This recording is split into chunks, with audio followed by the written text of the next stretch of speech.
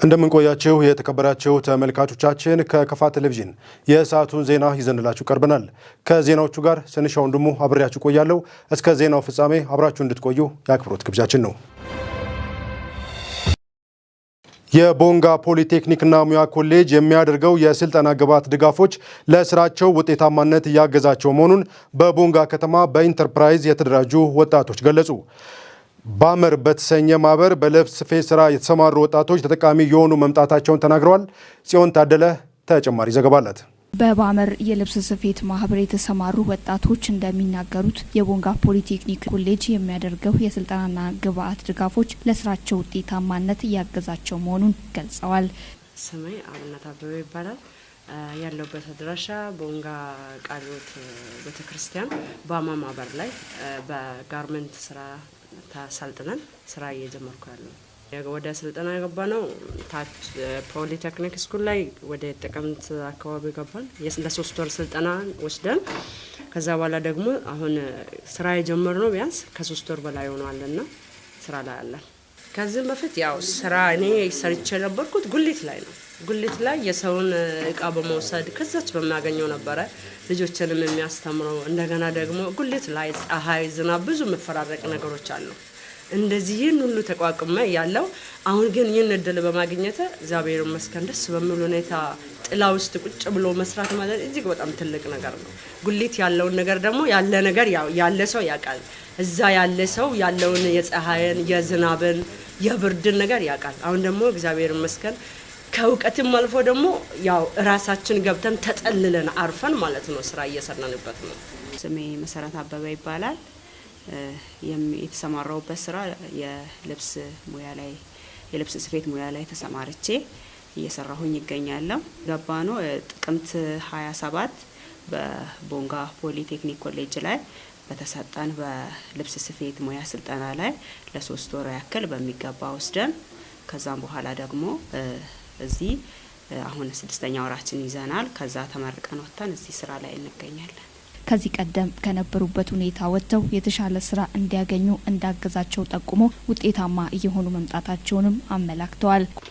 ቦንጋ ፖሊቴክኒክ ባገኘንበት ስልጠና ላይ እጅግ በጣም ብዙ እውቀት አገኝተናል። በብር ብተመን በጣም እጅግ ብዙ የሆነ እውቀት ትናንትና ያላወቅንበትን ያልተረዳንበትን ሰው ሲሰራ እንዴት ነው ብለን ራሱ ለኛ ውዝግብ የሆነውን ነገር በ3 ወር መካከል በሰጡት በመምህራኖች ድጋፍ ማለት ነው አሪፍ የሆነ ስልጠና አገኝተን አለን። በቦንጋ ፖሊቴክኒክ ኮሌጅ ላይ እጅግ በጣም ደስ የሚል አቀባበል ነበረ። ከዚህ ስንሄድ እውነት ለመናገር በጣም ተንከባክቦናል፣ በጣም አስተምሮናል። ትልቅ እውቀት ሳይሰስቱ መምህራኖች ለኛ የተመደቡ መምህራኖች የሚገባን እውቀት ሳይቆጥቡ ሳይሰስቱ ሰጥቶናል። በጣም በሚገባ አሰልጥኖን ነው ወደዚህ አስመርቆን ይወጣ ነው። ስሜ ሙሉ ጌታ ለገሰ ይባላል። ከቦንጋ ከተማ ከ02 ቀበሌ ነው የመጣሁት።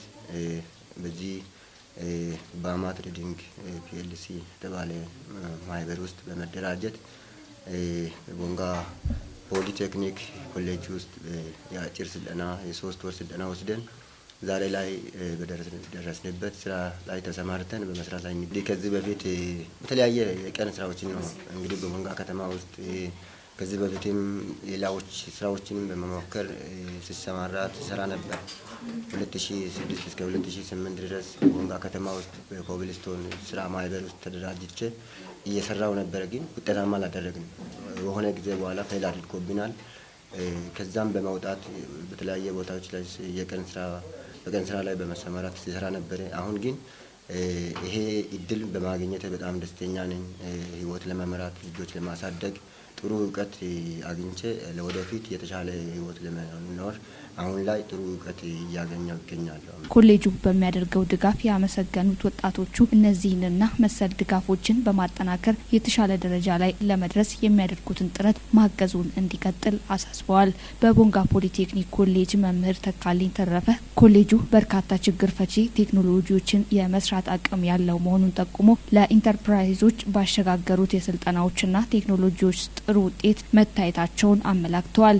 የቦንጋ ፖሊቴክኒክ ኮሌጅ ዲን አቶ አንዱዓለም ገብረ መድህን ኮሌጁ ለኢንተርፕራይዞችና ለአካባቢው ማህበረሰብ የቴክኖሎጂ አጠቃቀምና የክህሎት ክፍተት ላይ እንዲሁም የስራ ዕድል ፈጠራ ዙሪያ ድጋፍ እየሰጠ መሆኑን ገልጸዋል። ዛሬ የተገናኘ ነው እንግዲህ በዋናነት ከቃለ ሕይወት ቤተክርስቲያን ጋር በመተባበር የቦንጋ ፖሊቴክኒክ ኮሌጅ ስልጠና እየሰጠ ይገኛል። ይህ ስልጠና በዋናነት ያተኮረው የአጫጭር ስልጠና ነው። እንደሚታወቀው እንግዲህ በአዲሱ እሳቤ መንግስታችን ባስቀመጠው ፖሊሲ መሰረት የእሴት ሰንሰለትን መሰረት ያደረገ እንዲሁ ፍላጎትን መሰረት ያደረገ የአጫጭር ስልጠና እንዲሰጥ በተቀመጠ አቅጣጫ መሰረት በልብስ ስፌት ለ18 ሴቶች በአብዛኛው ሴቶች እና የተወሰኑ ወንዶች ባሉበት የልብስ ስፌት ስልጠና ሰጥተናል። ይሄ ስልጠና እንግዲህ በዋናነት ያተኮረው መሰረታዊ ሆነ ምንም ችሎታ ወይም ምንም እውቀት የሌላቸው ካሁን ቀደም ክህሎት የሌላቸውን ሰልጣኞች ሰብስበን ከመነሻው አሰልጥነን አሁን ባሉበት ደረጃ አደርሰናል። በሌላ በኩልም ማህበረሰቡ ላይ ያለውን ችግር በተለይ ከሴቶች እና ከአቅመ ደካሞች ጋር በተያያዘ ያለውን ችግር ከመቅረፍ አንጻር ሰፊ ስራ ሰርተ ኮሌጁ ሰልጣኞችን የማሰልጠንና ለኢንተርፕራይዞች ድጋፍ የመስጠት ስራ ላይ ትኩረት ሰጥቶ እየሰራ መሆኑን አብራርተዋል። የከፋ ዞን ስራና ክህሎት መምሪያ ኃላፊ አቶ ሚሊዮን ኃይሌ በበኩላቸው በዞኑ የዜጎችን የስራ ዕድል ተጠቃሚነት ለማረጋገጥ ትኩረት ተሰጥቶ እየተሰራ መሆኑን ጠቁመዋል። በዚሁም ከተለያዩ አጋር ድርጅቶች የሚመጡ ሀሳቦችን በመደገፍ ወደ ስራ ሲገቡ ያጋጠሟቸውን ችግሮች በመቅረፍ ረገድ በርካታ ስራዎች መሰራታቸውን ጠቁመዋል። በቦንጋ ከተማ ባመር በተሰኘ ማህበር በልብስ ስፌት ስራ የተሰማሩ ወጣቶች ተስፋ ሰጪ ጅማሮ ላይ እንደሚገኙ አብራርተዋል። ማህበሩ የተሻለ ደረጃ ላይ እንዲደርስ በዞኑ መምሪያ በኩል የድጋፍና ክትትል ስራ እንደማይለይ ቃል ገብተዋል። ፋና አንደኛ ደረጃና የቅድመ መደበኛ ትምህርት ቤት የኬጂ 2 ተማሪዎች የምረቃ ስነ ስርዓትና የአመቱ ማጠቃለያ ፕሮግራም መርሃ ግብር አከናወነ። በምረቃው ስነ ስርዓት ላይ የተገኙት ወላጆች ለትምህርት ቤቱ እድገት የበኩላቸውን እንደሚወጡ አስታውቀዋል። ዘገባውን የተከታተለው ባልደረባችን ናስር ተማምነው አማኑኤል ክንፌ እንደሚከተሉ ያቀርበዋል። በምረቃው ስነ ስርዓት ላይ የተገኙ የተማሪ ወላጆች በምረቃው ፕሮግራም ተሳታፊ በመሆናቸው መደሰታቸውን ገልጸው የሚከተለውን ሀሳብ አጋርተዋል። ማያቸው ነገሮች አሉ። ይሄ ትምህርት ቤት ላይ ሌላ ትምህርት ቤት ነበር ቀድሞ ማስተምረው።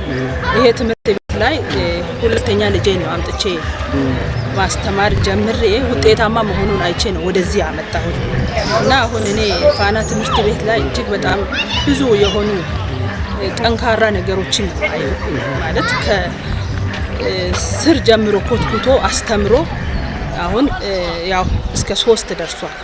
አመሰግናለሁ። እንግዲህ በመጀመሪያ ደረጃ ይሄ ፋና አንደኛ ደረጃ ትምህርት ቤት በዛሬው ዕለት ተማሪዎችን በማስመረቁ እዛ ፕሮግራም ላይ በመገኘቴ ታላቅ ደስታ ነው የሚሰማኝ።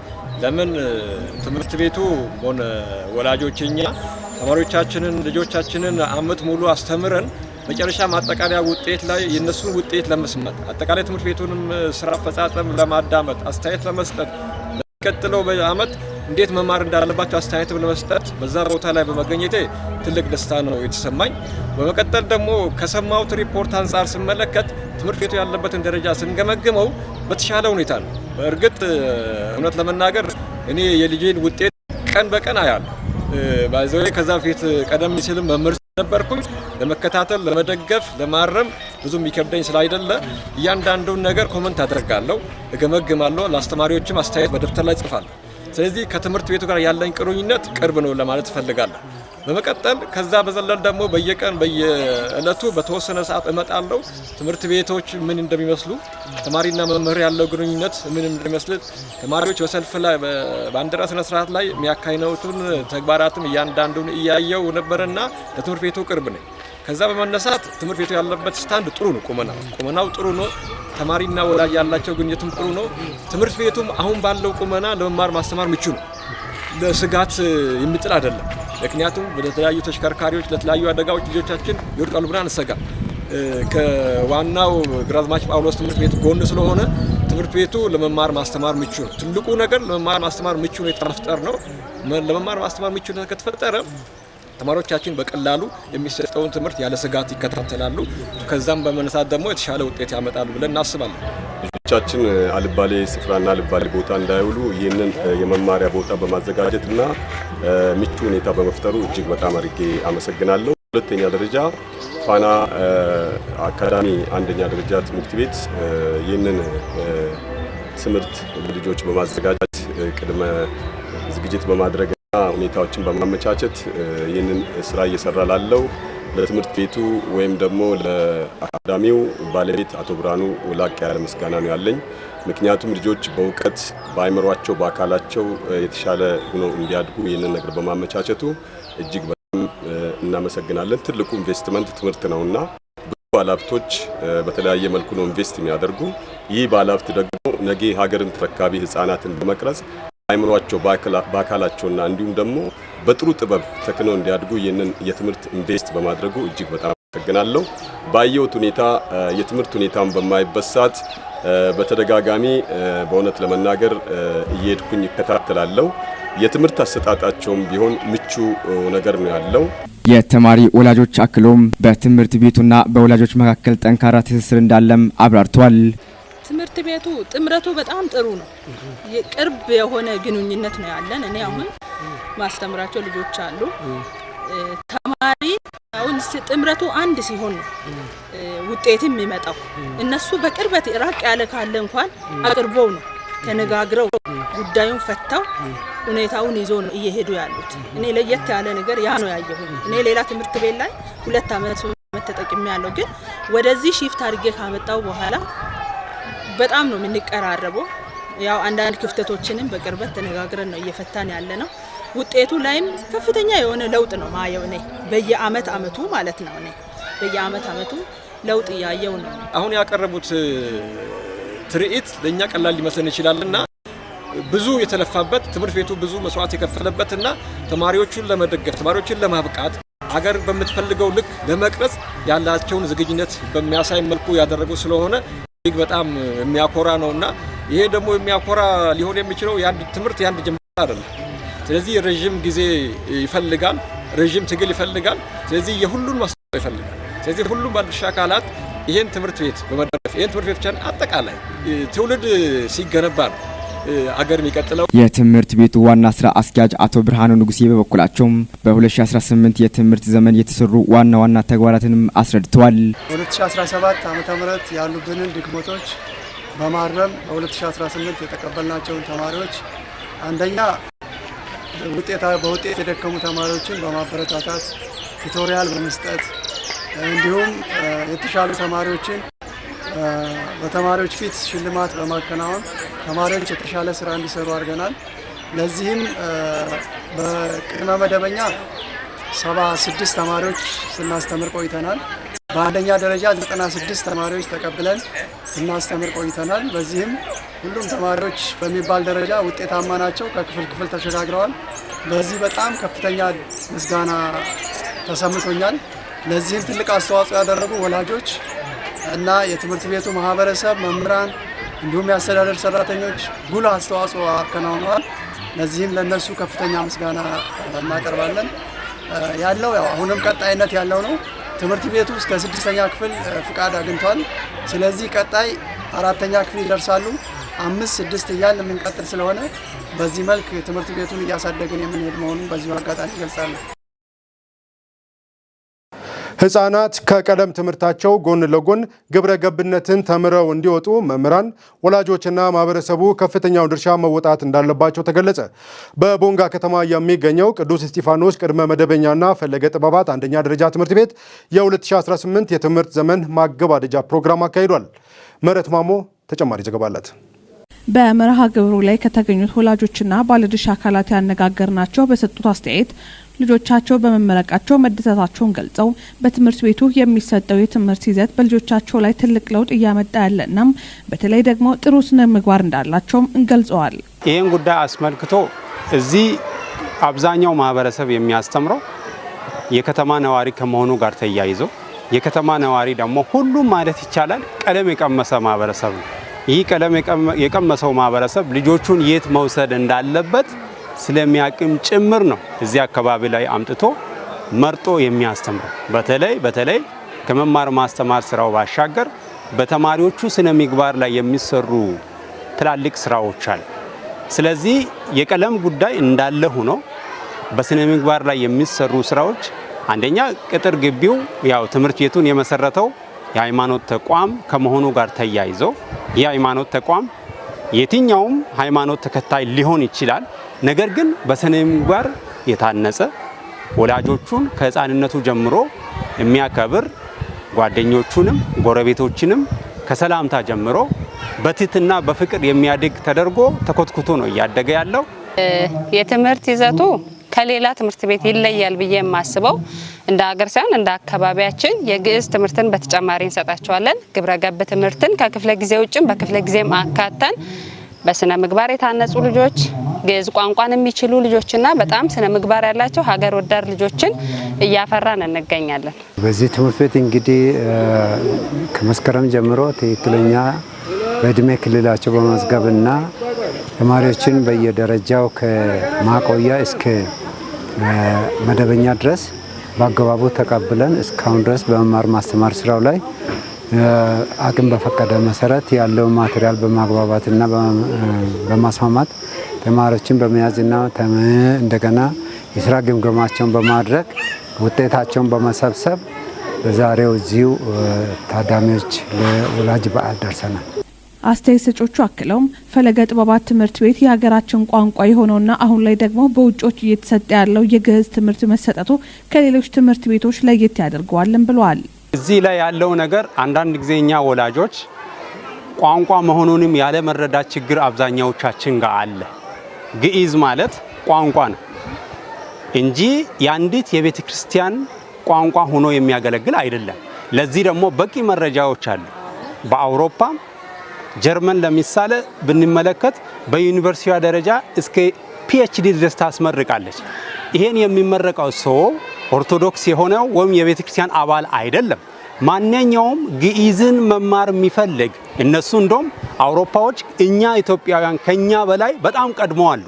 ምክንያቱም ለረጅም ጊዜ በግዕዝ የተጻፉ መጻሕፍቶች አሉ። እነዚህ መጻሕፍቶች ደግሞ ስለ መድኃኒት አሰራር፣ ስለ ሙሉ ሕክምና፣ ስለ ፍልስፍና፣ ስለ ተለያዩ ነገሮች የሚያግዙ ነገሮች መጻሕፍቱ ላይ የተጻፉ ነገሮች ከመኖራቸው ጋር ተያይዞ ያንን መጽሐፍ ተርጉሞ ለማህበረሰባቸው ማገልገል ስለሚፈልጉ አሁን ትምህርቱን ይዘው እስከ ፒኤችዲ ድረስ ወይም እስከ ዶክትሬት ድረስ ማድረግ አድርሰውታል ማለት ነው። እኛ አካባቢ ላይ እንደ አገር ወይም እንደ ኢትዮጵያ በእኛ አካባቢ ብቻ ሳይሆን ያለው አስተሳሰብ ድክመት ሊሻሻል ይገባል። ግዕዝ ቋንቋ ነው የሚለውን በመውሰድ ልጆቻችን እንዲማሩ ማድረግ ያስፈልገናል። አንደኛ ከመንገድ ራቅ ያለ ስለሆነ ከጫጫታ ዞር ያለ ነው። የልጆችን ሀሳብ የሚሰርቅ የለም።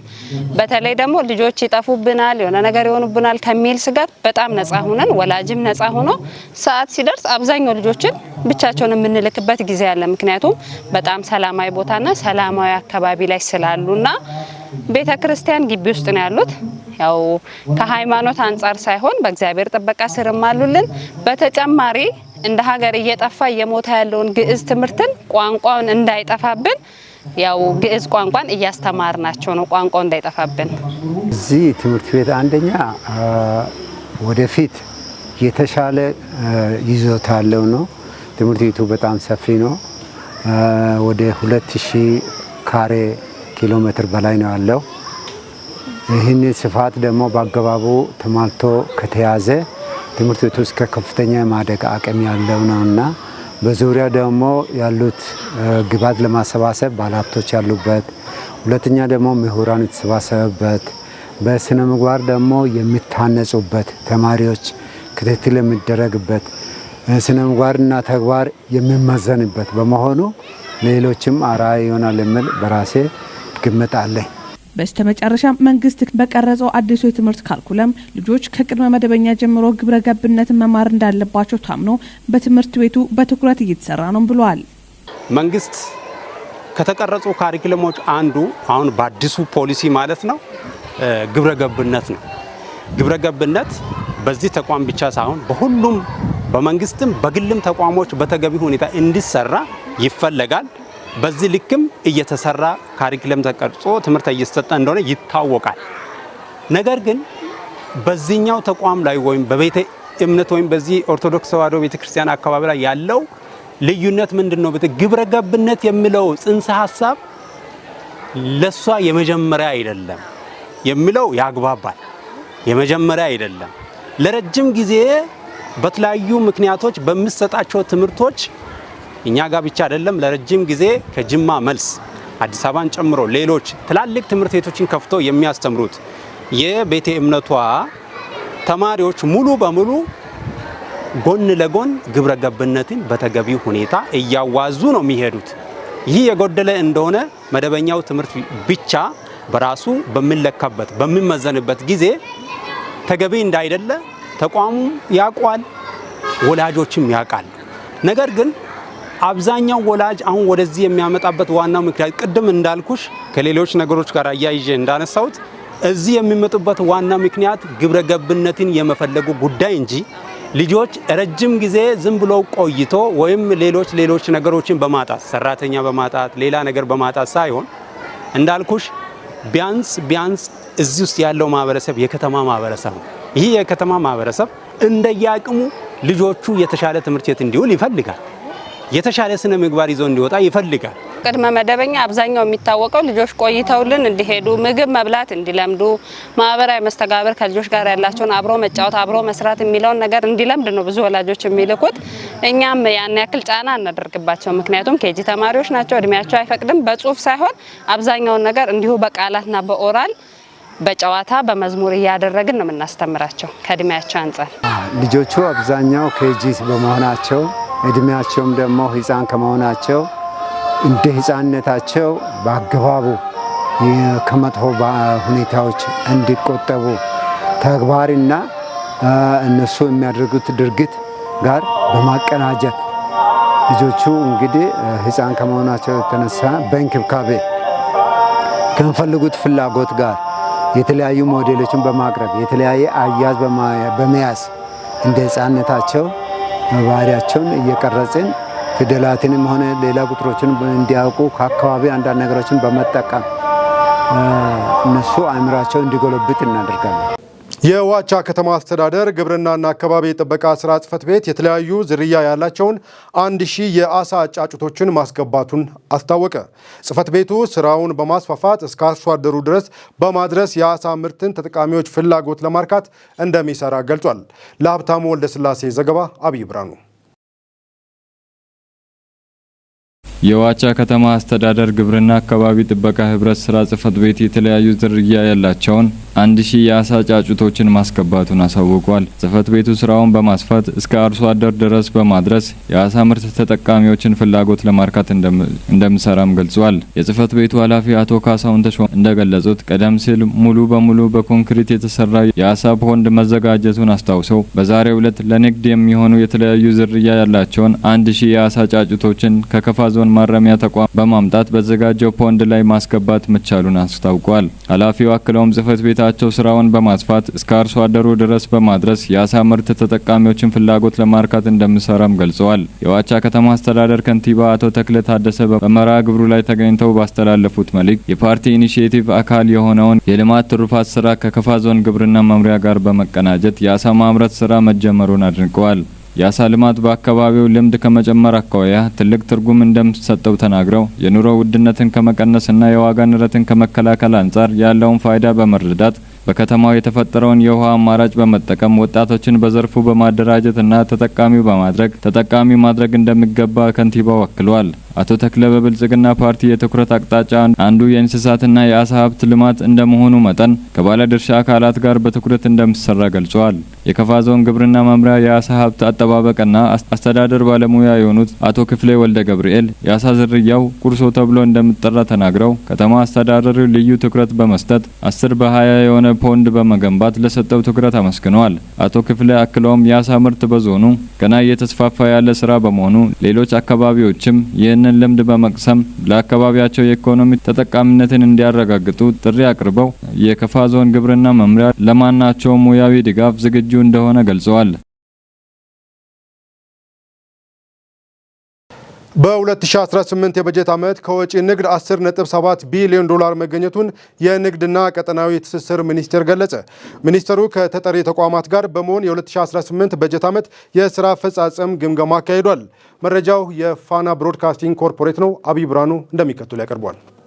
የንግድና ቀጠናዊ ትስስር ሚኒስትር ዶክተር ካሳሁን ጎፌ በመድረኩ እንዳሉት ተቋሙ ካሉት 67 አገልግሎቶች 47ቱን ወደ ዲጂታል አገልግሎት ቀይሯል። በዚህም ብልሹ አሰራርን በመከላከልና አገልግሎቶቹን ፈጣንና ተደራሽ ከማድረግ አንጻር የጎላ አዎንታዊ ውጤት ተገኝቷል ብለዋል። በሲቪል ሰርቪስ ኮሚሽን አማካኝነት የሚጠየቀውን መስፈርት በማሟላት ተቋማዊ ሪፎርም መደረጉን ገልጸው ለሰራተኞች ምቹ ከባቢ መፍጠር መቻሉን ተናግሯል። የኢትዮጵያ ምርት ገበያ ለማጠናከር የተለያዩ ስራዎች መሰራታቸውን ጠቁመው በርካታ ችግሮች የነበሩበት የኢትዮጵያ ምርት ገበያ 800 ሚሊዮን ብር ትርፍ ማግኘቱንና የራሱን ህንጻ መገንባት መቻሉን አብራርተዋል። በተጨማሪም በበጀት ዓመቱ 3.4 ለሚሆኑ ደንበኞች የንግድ ፍቃድ አገልግሎት መስጠቱን ተናግረዋል። የገበያ ሁኔታን ለማረጋጋት በየዓመቱ በተሰራ ስራ 800 ቅዳሜና እሁድ ገበያ መስፋፋታቸውን ገልጸው የገበያዎቹ አጠቃላይ ቁጥር 2869 መድረሱን ጠቁመዋል። 31 የገበያ ትስስር ማዕከላት መገንባት መቻሉን ጠቁሞ በአጠቃላይ በዓመቱ አገልግሎቶችን ወደ ኦንላይን መቀየር መቻል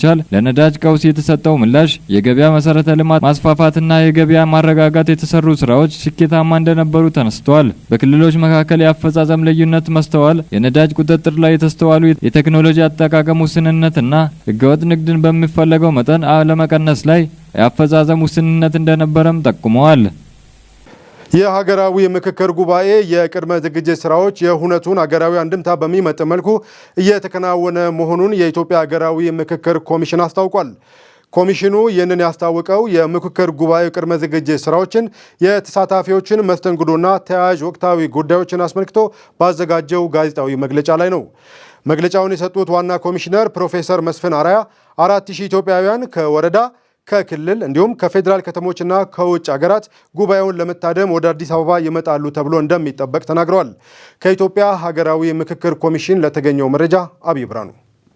በመግለጫቸውም በአዲስ ዓለም አቀፍ ኮንቬንሽን ማዕከል በሚካሄደው ዋና ሀገራዊ ጉባኤ ከወረዳ ከክልል ከፌዴራልና በውጭ ከሚኖሩ ኢትዮጵያውያን በድምሩ 4000 ተወካዮች እንደሚታደሙ አስታውቋል። ለዋናው ጉባኤ ተሳታፊዎችም ከባለ ድርሻ አካላት ጋር በመተባበር ምቹና አስተማማኝ የህፃናት ማቆያ፣ ትራንስፖርት፣ ጤና፣ ምግብ፣ የማረፊያና ልዩ ልዩ የአገልግሎት ዝግጅቶች መጠናቀቃቸውን ገልጿል። የመሰብሰቢያና የመመካከሪያ ስፍራዎች ለአካል ጉዳተኞች፣ ለአቅመ ደካሞች፣ ልዩ ድጋፍ ለሚሹ ተሳታፊዎች ምቹ አገልግሎት መስጠት የሚያስችል ልዩ ዝግጅት መደረጉንም አስረድቷል። የዋናው ጉባኤ ተሳታፊዎችም በምክክር ጊዜ ቆይታቸው ምንም አይነት የመስተንግዶ ክፍተት እንደማይኖርባቸውም አረጋግጧል። ሀገራዊ የምክክር ጉባኤ ማስጀመሪያ ስነ ስርዓትም በልዩ መርሃ ግብርና ሀገራዊ አንደምታውን በሚመጥን መልኩ ማከናወን የሚያስችል ዝግጅት መደረጉንም አስታውቋል። የምክክር ሂደቱ ስነ ዘዴ መሰረትም ተሳታፊዎች በተለያዩ የምክክር ቡድኖች ሆነው በአጀንዳዎች ላይ ጥልቀት ያለው ምክክር በማድረግ መግባባት ላይ ለመድረስ የሚረዱ መከራከሪያ ስፍራ ዝግጅቶች ተጠናቀዋል ብለዋል።